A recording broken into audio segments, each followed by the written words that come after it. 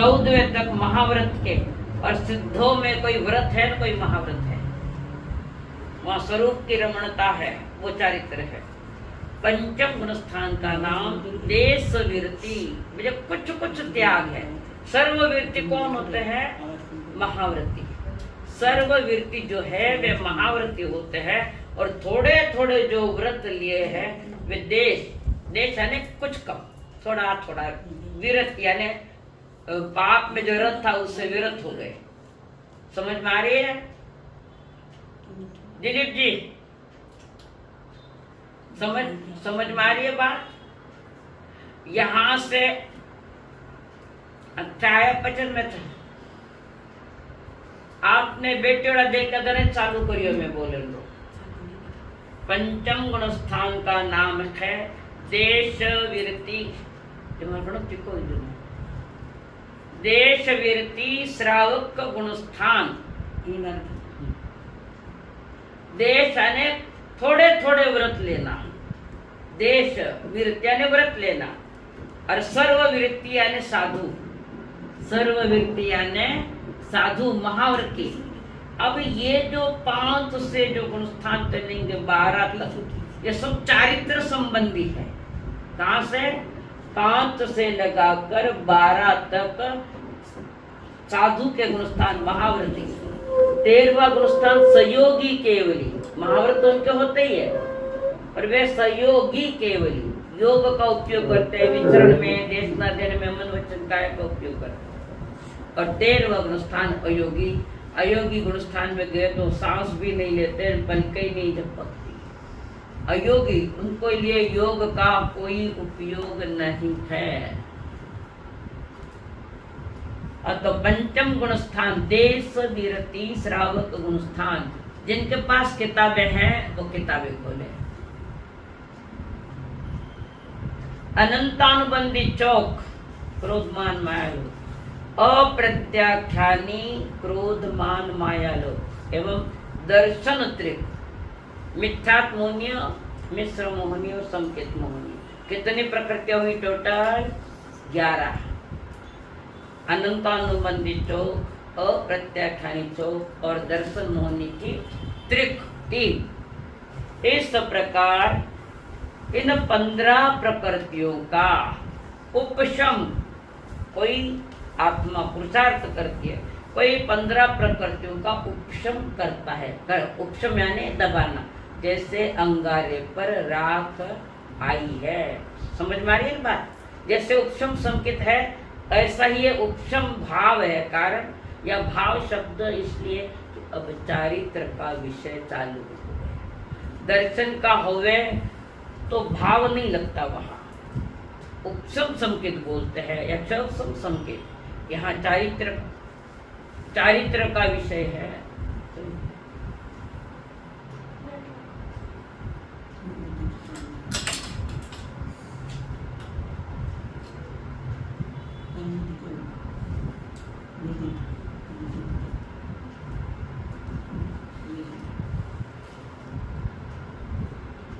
बारह व्रतधारी, तो 1 लो, 2 लो, 3 लो, यथाशक्ति लो, और 12 ले तो सबसे बढ़िया। संबंधी चौकड़ी की 4 प्रकृतियां, अप्रत्याख्यानी की 4 प्रकृतियां और दर्शन त्रिक के 3 प्रकार। दर्शन मोही इन 15 प्रकृतियों का उपशम करता है, यानी दबाता है। अंदर है, बाहर नहीं, बाहर भी प्रैक्टिकली नहीं आई है, सत्ता में पड़ी है। जैसे अंगारा अंदर है पर ऊपर राख आई है, हवा आई कि राख उड़ जाती है, अंगारे बाहर है। ऐसे मोहनीय कर्म का जब तक उदय नहीं आता है तब तक इन प्रकृतियों को दबाया बैठा। उदय में आया, हवा आई मोहनीय की कि वे सारी वापस उदय में आ जाती है। तो ये उपशम करे 15 प्रकृतियों का। सेम वैसा की वैसा है जैसे सम्यक दर्शन में लिया था, उपशम संकेत, क्षम संकेत, सहायक संकेत, वैसा के वैसा भी चारित्र का विषय में चलेगा। तो 15 प्रकृतियों का कोई जीव उपशम करे, कोई जीव क्षयोपशम करे, कोई जीव इन प्रकृतियों का क्षय करे। अब यहाँ ध्यान रखना, जो जो जीव इन 15 प्रकृतियों का क्षय करेगा वो नियम से उसी भव में मोक्ष जाएगा। पर इन प्रकृतियों का क्षय कर दिया। प्रत्याख्यानी का भी क्षय है ना, प्रत्याख्यानी। और जिसने क्षय नहीं किया, उपशम किया है या क्षोभशम किया है, उपशम किया है तो थोड़ा समय लेगा, लंबा भव करेगा। क्षोभशम करेगा जो तो 27 भव गण है, 15 भवों के भीतर में मोक्ष जाएगा। जो संकेत का आपको मैंने बताया वैसा कि वैसा है। ये क्षय करे तब वह पंचम गुण स्थान है, देश विरति श्रावक गुण स्थान। अब ये 15 प्रकृतियों का क्षय करेगा ना, जो क्षय करता है, तो फिर वो छठा सातवां गुण स्थान के प्रकृतियों का भी क्षय करेगा नियम से। आप कुछ पूछना है? कौन भाई? शोभा कोठारी, शाह शोभा कोठारी, कोपरगांव। कुछ पूछना है क्या?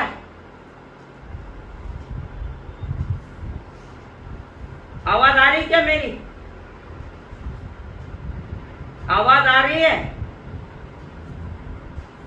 कोठारी मुझे बोलो ना, 3 बार पूछ रही हूँ, आवाज आ गई तो जो जीव 15 प्रकृतियों को दबाता है वो भोग ज्यादा करेगा।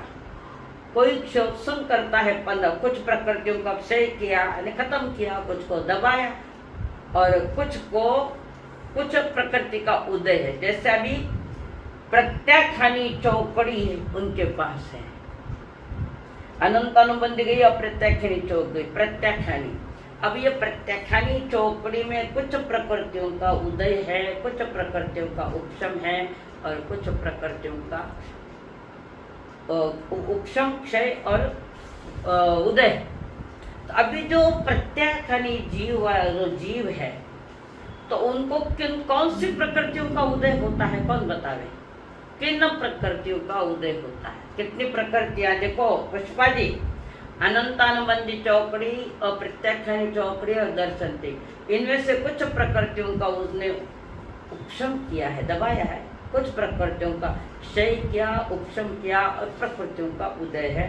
और कुछ प्रकृतियों, बाकी प्रकृतियों का जिसने 15 का क्षय किया है वो सहायक भाव में जाएगा आगे बढ़कर। तो वहां उदय कौन सा है? क्षोभशम जो प्रकृति है, क्षयोपशम भाव जिसको कहते, चाहे उदय किसका है? कौन बतावे? कल्पना जी गांधी, लोनावाड़ा, शोभा जी कोठारी, मीना जी, हाँ हाँ, क्यों नहीं सुनियो? सबने आवाज आ रही, थाने क्यों नहीं आयो? हाँ बोलो, कौन सी चौकड़ी का उदय है उसके पास? 5वां गुण स्थान वाला जीव है। कुछ प्रकृतियों का उपशम है, कुछ बाकी कुछ प्रकृतियों का क्षय है जिसके, और किसी का क्षय, उपशम और उदय है। तो कुछ प्रकृतियों का उपशम है, कुछ प्रकृतियों का क्षय है, कुछ प्रकृतियों का उदय है क्षयोपशम में। तो किस प्रकृतियों का उदय है क्षयोपशम में? पुष्पा जी, औरंगाबाद।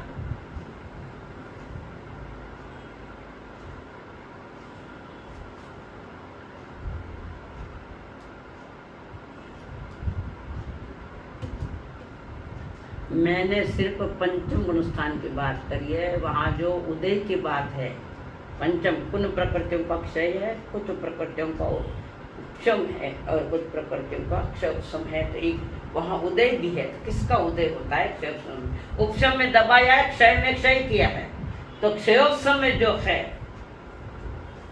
हाँ बोलो,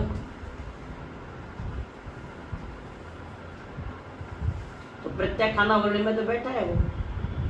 उनमें से कुछ, हाँ 1 मिनट, उनमें से कुछ प्रकृतियां, कितनी? 15 में से कुछ प्रकृतियां, और अगली संयोजन चौकड़ी उसका भी उदय है, तभी तो महाव्रत नहीं ले पा रहा। पंचम गुण स्थान की कुछ प्रकृतियों का उदय है, और साथ में वो हमारा संयोजन चौकड़ी का भी उदय है, और साथ में 9 कषाय इसका भी उदय है। 9 कषाय, कारण जो सत्ता में पड़ी है, पर वो अभी उदय में ऐसे कि वो आने नहीं देता, प्रत्यय महाव्रत नहीं आने दे रहा है अभी। तो पंचम गुण स्थान में जो 15 प्रकृतियां हैं, उसमें से कोई उपशम करता है 15 का, कोई क्षय करता है, कोई क्षयोपशम करता है। तो क्षयोपशम वाले के लिए और प्रत्याख्यानी चौकड़ी में से कुछ कुछ प्रकृतियों का उदय है, और अगली तो प्रकृतियों का तो उदय होना ही होना है उस समय। तो इस प्रकार इस गुण स्थान पर आया हुआ जीव, किस गुण स्थान पर? पंचम गुण स्थान पर आया हुआ जीव। चुत्तर चुत्तर समझ में आ रहा है? हाँ ठीक है। किसके समझ में नहीं आ रहा है बोलो कुछ? प्रभा जी, प्रभा जी, हाँ। सोनू, है सपना, समझ में आ रहा है? समझ में आ रहा है ना? हाँ, जिसके समझ में नहीं आ रहा है वो वापस पूछो, भी उसके पीछे आगे नहीं जाऊं, आगे नहीं जाऊं। दिलीप जी, दिलीप भाई, हाँ समझ में आ रही है? पंचम गुण स्थान में 15 ही प्रकृतियों का खेल चल रहा है। 15 अनंतानुबंधी अप्रत्याख्यान दर्शन दे, इसका खेल है सारा ये। तो इस गुण स्थान पर आया हुआ, यानी जो श्रावक का गुण स्थान आया है। अब ये श्रावक बिना सम्यक दर्शन वाला नहीं है, मैं जिसका जिक्र करिए सम्यक दर्शन वाला है, तभी 5वां गुण स्थान है। हमारा व्यवहार सम्यक दर्शन भी बिगड़ा हुआ है। तो श्रावक का गुण स्थान किसके पास है? अभी 5वां बताओ, कौन है 5वां गुण स्थान वाला तुम में? हाँ दिलीप जी, कोई नहीं समझ में आएगी कि बेईजी नहीं क्यों कि मारा सच है आबार तो कोई सम्यक दृष्टि कोई नहीं की, तो क्यों बेईजी तेरे भाणजा ने टाइम में बराबर है, गलत कहीं बोले दिलीप जी, तो कुछ समझ लो। हाँ चलिए, इस गुण स्थान पर आया हुआ जीव, जीवादिक ने जीवादिक 7 तत्व 9 पदार्थ। जीवादिक बोल तो जीव, अजीव, आश्रव, संवर, बंध, निर्जरा ने मोक्ष, ये 7 तत्व। और पदार्थ कहे तो 9, यानी आश्रव के पुनः भेद किए हैं, पापाश्रव, पुण्याश्रव और आश्रव। इस प्रकार 9 पदार्थ है। मूल में तो 2 ही है, जीव और अजीव, फिर उसका विस्तार है। वो 2 है वटे दुगुण है सारा। यहाँ पर 9 पदार्थ जाने, किसको जाने? जीवादिक 7 तत्व 9 पदार्थ जाने, श्रद्धा करे, प्ररूपणा करे और शक्ति अनुसार प्रत्याख्यान करे। श्रावक के 12 व्रत, 11 प्रतिमाएं, प्रतिमा यानी प्रतिज्ञा, प्रतिमाएं समझ में आ रहा है? श्रावक के 11, साधु के 12 प्रतिमाएं। प्रतिमा यानी प्रतिज्ञा, प्रतिज्ञा ली जाती है, तब पालन करे और या संलेखना तप या अनशन करे, ये श्रावक के लिए है। और ये जो कर रहा है उसके पास सम्यक दर्शन होना चाहिए, तो ही पंचम गुण स्थान गिना जाता है। नहीं तो बाहर की क्रिया होगी पर सम्यक दर्शन नहीं है तो वो पहले ही गुण स्थान वाला है। समझ में आ रही है बात? समझ में आ रही है? ये इतनी बातें उसके जीवन में हो गए और साथ में सम्यक दर्शन होना चाहिए। और वो बिगर सम्यक दर्शन ये भी क्रिया अच्छे पाले तो पुण्य बंध है, और उत्कृष्ट पुण्य बंध नहीं, सामान्य पुण्य बंध है। उत्कृष्ट तो तब होगा जब देवयंत गुरु निग्रंथ और दया में धर्म की पक्की धारणा और जीवन में अन्य का त्याग हुए। अरे बोलो पुष्पा भाई, व्यवहार सम्यक दर्शन पक्को है कि खड़कन है?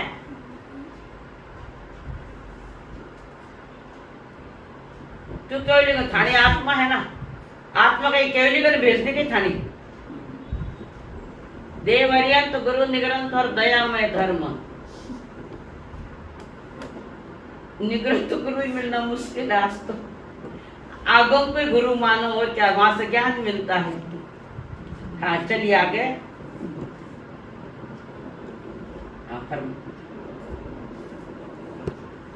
बिल्कुल प्रतिमा का त्याग, प्रतिमा का ये नहीं हुआ, विच्छेद नहीं हुआ है। पहले सम्यक दर्शन प्रतिमा है, अपना सामयिक प्रतिमा है, फिर आगे आगे सप्तम प्रतिमा दे, अष्टम प्रतिमा में जावे तो वाहन विहार बंद हो जाता है उसका। 9वां में वहां से लोच भी चालू हो जाता है। आज तो एक प्रतिमा का ठिकाना नहीं लोच करे, जिनवाणी रा विपरीत चाले।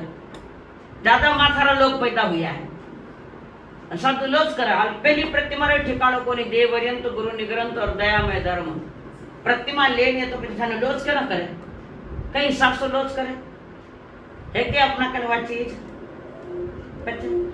व्यवहार सम्यक दर्शन भी शुद्ध नहीं हमारे पास लोच करनी माई देखा दुखे के क्या क्या सोच साधु ने लगाई क्या श्रावकों ने सोच ले श्रावक नाम धारिये नहीं है श्रावक आज फिर भी ये करना है कदाचित इसको अच्छा पालते कदाचित उपशम संकेत मिल जाए तो चांसेस है पर वो भी कठिन है और उसके पीछे की भूमिका बहुत बड़ी है सम्यक दर्शन वालों के लिए समझ में आ रही है किसको शंका आ रही तो पूछ लो मैं दावे के साथ कहती हूँ ये बात तो बोलो दीदी बराबर है व्यवहार सम्यक दर्शन का भी हमारे पास शुद्धता नहीं है तो निश्चय की तो बात ही क्या करूं कहां गई सोनू गायब हो जाएगा कटोई चलिए आगे हाँ जी समझ में आया क्या फरमाओ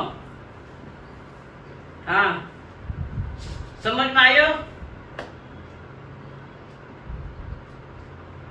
व्रत तो 2 करण 3 करण है और ये जो प्रतिमा है कुछ समय की है कुछ समय की है पर एक बार जिन प्रतिमा तक पूजा भी नीचे नहीं आ सके पाचा भी प्रतिज्ञा में जरूर पड़े ये प्रतिज्ञा है ये त्याग पचकाने व्रत तो 12 है और ये भी एक चारित्र का ही विषय है पड़ीमा तने प्रतिकोण में आवे ना 11 श्रावक 12 भिक्खु पड़ीमा एक प्रतिज्ञा एक प्रकार का तप है प्रतिज्ञा एक प्रकार का तप है और व्रत हमारी जीवन की मर्यादाएं देता है अब आया समझ में व्रत में जीवन को मर्यादा में ढाला जाता है व्रत दाव जीव के होते हैं कुछ समय के लिए भी और पड़ीमा भी बीच में ये हो जाती है या उसका भी समय है तो प्रतिमा बोल तो प्रतिज्ञा एक प्रकार का तप है और व्रत है मनुष्य जो को मर्यादाओं में बांध के रखा है मर्यादा अरे कटौती की है कुछ बातों की पाप की कटौतियां हुई है वहां इस गुण स्थान पर आया हुआ जी इस गुण स्थान पर यानी 5वें गुण स्थान पर आया हुआ जी तीसरे या 7-8 भव में मोक्ष में जावे 77 भव गणे तो 77 भव होने वाला वो तो क्षोक्षम भाव वाला या सयोक्षम संकित वाला है और 7 भव वो है देव वैमानिक देव के और 8 भव है मनुष्य के श्रावक की गत क्या है पुष्पा जी श्रावक की गत कितनी है भूल गया सब सिखाए श्रावक की गति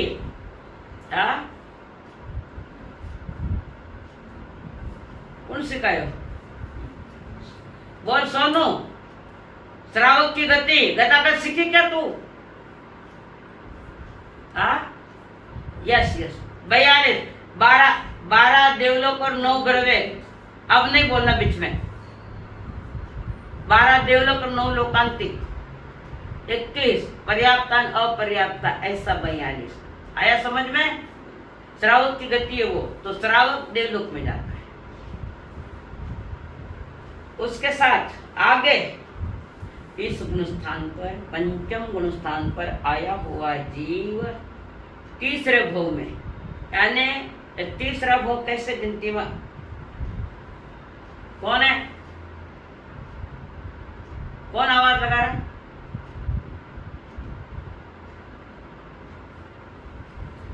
तो 3 भव करे बोल तो वो श्रावक जो है उसके पास शायद संकेत तो आई है पर बाद में आई है पहले किसी गति का बंद किया देव या नरक का बंद किया हुआ है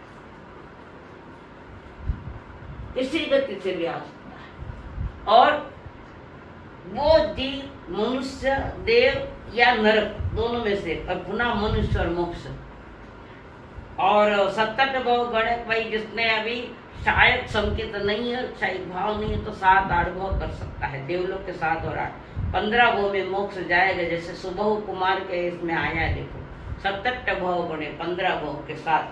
15 ही करेगा, नियम नहीं है, पर ज्यादा से ज्यादा 15 है। बीच उसके पहले 6 से चले तो मोक्ष जा सकता है। हाँ, समझ में आया दिलीप भाई? पूछना है कि हाँ पूछ। अशोक भाई समझ में तो आ गया थोड़ा?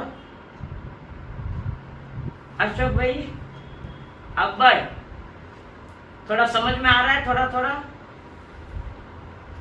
आपके लिए हार्ड है, वो अ आ ई को नहीं है, ये मेरी क्लास है, पहली क्लास को नहीं है।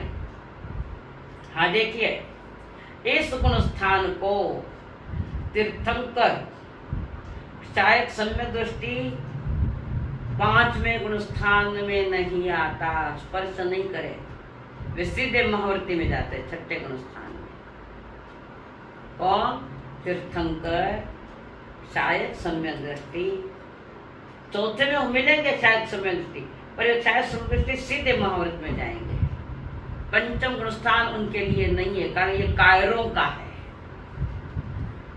कौन? तीर्थंकर और शायद सम्यक दृष्टि पंचम गुण स्थान में नहीं जाता, उनके परिणाम पंचम गुण स्थान के नहीं होते, सीधे 6ठे गुण स्थान के हुए, सीधे महाव्रत ही ग्रहण करे।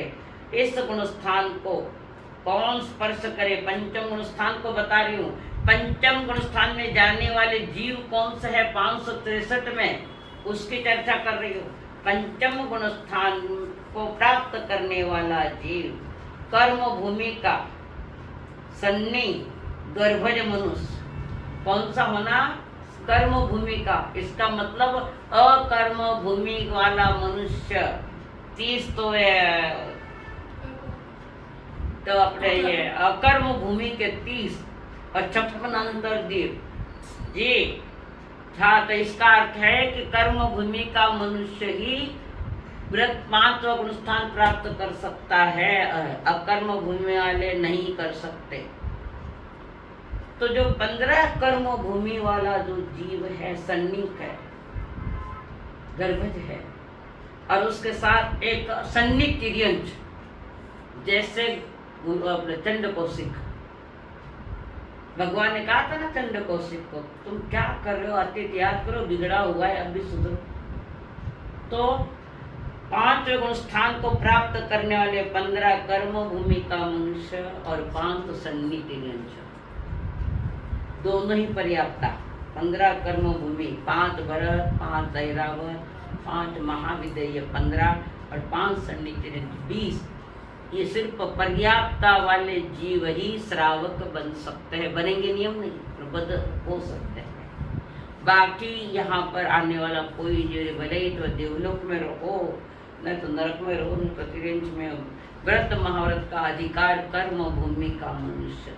अच्छा, कर्म भूमि के मनुष्य की पहचान क्या है आपको? कर्म भूमि का ये मनुष्य है, कर्म भूमि न कर्म भूमि, इसका फर्क बताओ। वे जुगलियान डबल और वो नहीं विषय हमारा है। कर्म भूमि और अकर्म भूमि के बारे में कुछ बोलो। प्रभा जी गा दिया। कर्म भूमि और अकर्म भूमि की पहचान दो, सादी पहचान दो। विकल्प वृक्ष ने वो विषय नहीं है मेरा यहाँ। हाँ बोलो।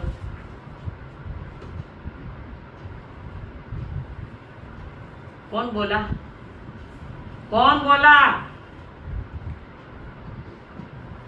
प्रभा जी आप ही बोले ना? मैंने कौन बोले? चुत्तर जी बोले। आपको पूछा नहीं भाई, हमने कानून है हमारे, जिसको पूछे वही बोलेगा, नहीं तो वापस प्रायश्चित देना चालू कर दूंगी। तो कर्म भूमि और अकर्म भूमि की पहचान क्या है? अब बोलो, चुत्तर कहीं बताइए आप पहचान।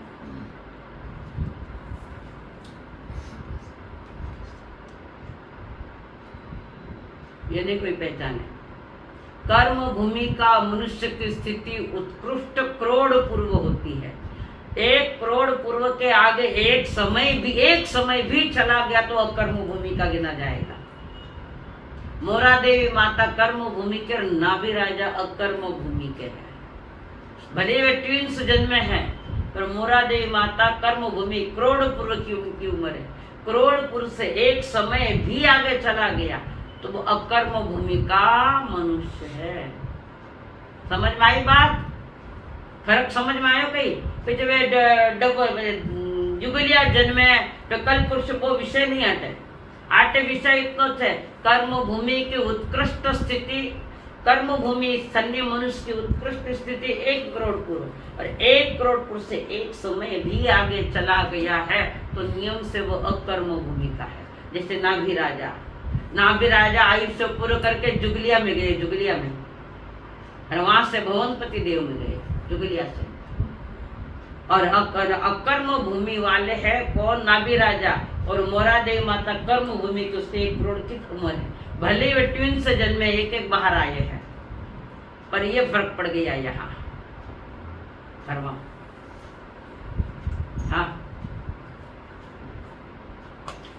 1 करोड़ पुरुष, 1 करोड़ पूर्व झाजेरी ने ज्यादा, एक समय भी ज्यादा है तो वो कर्म भूमि का नहीं गिना जाएगा, अकर्म भूमि का गिना जाएगा। और अकर्म भूमि वाला डायरेक्ट मोक्ष नहीं जा सकता। मोक्ष का जाने का अधिकारी सिर्फ कर्म भूमि का मनुष्य है, तिर्यंच भी नहीं। तिर्यंच पंचम गुण स्थान तक आ सकता है, छोटे मोटे व्रत ले सकता है। जैसे वो मंडूक कहीं ना आगे मेंढक नंदन मणियार ना, पानी में था वो तो भी व्रती था। अंदर की समता उनके भी रहती है तो सामयिक गिनी जाती है, उनकी भाव सामयिक। तो पंचम गुण स्थान तक सन्नी तिर्यंच और कर्म भूमि का मनुष्य ही आ सकता है, बाकी कोई नहीं है, 20 ही है। और मोक्ष का दर 6ठा गुण स्थान में तिर्यंच भी नहीं, फिर वो कर्म भूमि का मनुष्य, वो कर्म भूमि सन्नी मनुष्य, सन्नी यानी गर्भ से जना तो सन्नी है। सन्नी यानी, सन्नी का क्या अर्थ करते हो आप? ये कौन है? हाँ बोलो मधु जी, बापना, सन्नी का क्या अर्थ करते हो? फरमाइए मधु जी।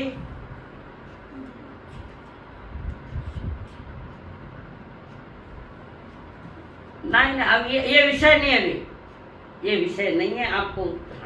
हाँ सोनू, सन्नी किसे कहते हैं? बीच में कोई नहीं बोले तो क्या करो? मुझे सन्नी का अर्थ चाहिए। गर्भ से जन्मे, कहां से जन्मे, मेरा विषय नहीं है, मुझे सन्नी का अर्थ चाहिए। हाथ भी तो सन्नी, मन है तो मन हुए तो इसका क्या मतलब है? मन तो ही है सन्नी, जिसको विचार करने की, चिंतन करने की शक्ति जिनके पास है वो सन्नी। चिंतन करने की जिसके पास शक्ति है, मनन करने की शक्ति जिसके पास है वो सन्नी, और जिसके पास मनन करने की शक्ति नहीं वो असन्नी। मनुष्य भी देखो छुम मनुष्य, 5 इंद्रिया पर चिंतन करने की शक्ति नहीं है। तिर्यंच में भी बैठे असन्नी तिर्यंच, 5 इंद्रिय, मन नहीं है तो चिंतन करने की शक्ति नहीं है। गर्भज मनुष्य के पास चिंतन करने की शक्ति है। क्या सन्नी हो क्या असन्नी? बोलो कौन बोलता है? सन्नी हो क्या असन्नी? हाँ, अच्छा सन्नी हो तो थे मनन चिंतन करते हो क्या? नहीं करते हो तो तुम में न सन्नी में कोई फर्क नहीं है। अगर मनन चिंतन नहीं करते हो, सुन लियो, मनन अगर चिंतन नहीं करते जो पढ़ा लिखा है तो तुम सन्नी असन्नी में कोई फर्क नहीं, तुम असन्नी हो। चिंतन मनन नहीं, शक्ति होने के बाद भी शक्ति का उपयोग नहीं है। समझ में आ रही है बात? मन होते हुए भी चिंतन मनन नहीं करे तो वह असन्नी है। व्याख्यान सुनो, चिंतन मनन नहीं करो तो थे असन्नी हो। व्याख्यान में आज भी कर्म बांध दिया। समझ में आई बात? आगे इस गुण, हाँ इस सीधे महावर्ती ग्रहण करे। इस गुण स्थान को कर्म भूमि के सन्नी मनुष्य सन्नी तिर्यंच प्राप्त करे। किस गुण स्थान को? पंचम गुण स्थान को। तिर्यंच का ये गुण स्थान जन्म लेने के बाद 3 अंतर्मुहूर्त बाद मनुष्य को जन्म के 8 वर्ष के बाद आवे। चिंतन मनन की शक्ति तिर्यंच को जल्दी आवे। 3 अंतर्मुहूर्त यानी 48 मीटर और थोड़ा ज्यादा 24, 3 अंतर्मुहूर्त उसको विचार करने की शक्ति तिर्यंच को आ जावे। और मनुष्य को 8 वर्ष के साथ आ गए। 8 वर्ष का जो हो जाता है तो उसको चिंतन मनन करने की शक्ति आती है। इसलिए हमारे यहाँ 8.25 की उम्र है बच्चे की, और माँ के गर्भ के 9 महीने गिनकर जो 9 साल का हुआ उसको दीक्षा दे सकते हैं। आज नहीं देते, दीक्षा उसको दे सकते हैं। कारण 9 साल का बच्चे के पास चिंतन मनन की योग्यता भी आई है और वो दीक्षा ले सकता है। उसको योग्यता हो तो दीक्षा दे सकते, बाकी नहीं देते। इसलिए कहते हैं लड़का तुम्हारा बेटा, मैं क्या बोल रही ध्यान रखना, तुम्हारा बेटा 9 वर्ष का हो गया, उसके बाद 9 वर्ष से लगातार आगे जिंदगी भर एकांत में बच्चे के साथ एक बेड पर नहीं सोना। समझ में आई? मोटा मोटा टाको हो जाते थाना बेडरूम में सोवे, कोई मान मर्यादा कुछ है कि नहीं? 9 साल का बच्चा केवली बन सकता है, इतनी ताकत है। अरे 9 साल से आगे वाले बच्चे तुम्हारे बेडरूम में सोते हैं। अकेली मार, अकेला 9 साल का बेटा कमरे का दरवाजा बंद कर बेडरूम में नहीं सो सकते। कारण ये मनुष्य का मन है, कब बिगड़ेगा पता नहीं। फिर रिश्ते बातें कुछ नहीं होते, मन बिगड़ा, इंद्रिया बिगड़ी के रिश्ता नाता कुछ भी नहीं है। टाबर पर नहीं देना आवे सो जा तो ही सुन ले बेटे बाप, नहीं सोना चाहिए। जीवन बिगड़ा, मर्यादा बिगड़ेगी और खंडित भी हो सकता है। व्रत लो मतलब चारित्र खंडित हो सकता है। आगे 8 वर्ष के बाद आवे किसको? मनुष्य को, कर्म के मनुष्य को 8 साल के साथ चिंतन मनन करने की शक्ति मजबूत पैदा हो, यानी मन पर्याप्ति। छठा है ना मन पर्याप्ति, वो मजबूत हो जाए वहां। जिसने अगले गति का बंद न किया हो तथा 11 प्रकृतियों का क्षय किया तो उसी भव में वह जीव मोक्ष जाएगा। कौन सा? पंचम गुण स्थान में रहा हुआ जीव 11 प्रकृतियों का क्षय कर दिया, 2 चौकड़ियां और दर्शन से इसका क्षय कर दिया है तो आगे सरकेगा, परिणामों से भी महाव्रत लेगा, पुनः अप्रमादी बनकर सप्तम गुण स्थान से अप्रमत्त दशा आती है और फिर श्रेणी चढ़ता है। उसमें संजलन, चौक, नाथ और नौ कषाय, इन सब का क्षय करता हुआ उसी भव में वो मोक्ष जा सकता है वो जीव।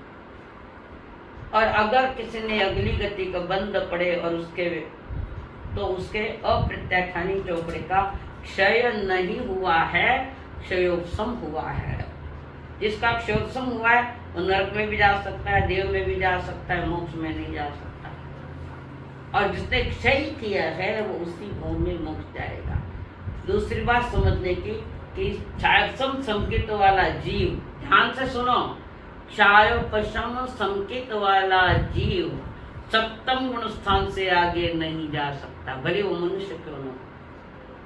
सप्तम गुण स्थान से आगे नहीं सकता। अगर उसको आगे 8-9 गुण स्थान में जाना है तो शायद सब में ऐसा पुरुषार्थ करना पड़ता है, या तो उपशम संकेत प्राप्त करे, क्षयोपशम की जगह टर्न लेवे, संक्रमण करे, या क्षय में जाएगा, और क्षय में गया तो मोक्ष जाएगा उसी भव में, और उपशम संकेत लेकर जाएगा तो ज्यादा से ज्यादा 11वें गुण स्थान तक जाएगा। ये थोड़ा सा समझ के बोल। क्षयोपशम संकेत वाला आगे गुण स्थान में नहीं सरक सकता, सप्तम गुण स्थान से आगे नहीं सरक सकता। उपशम वाला सरकेगा तो 11 तक और क्षय वाला सरकेगा तो मोक्ष तक। 3 बातें है यहाँ, समझ में आई बात? उपशम वाला सरकेगा ऊपर तो 11वें तक जाएगा, क्षयोपशम वाला 7वें गुण स्थान से आगे नहीं जाता। क्षय वाला अगर है और आगे के चौकड़ियां भी क्षय करता जाए तो उसी भाव में वो मोक्ष जाएगा।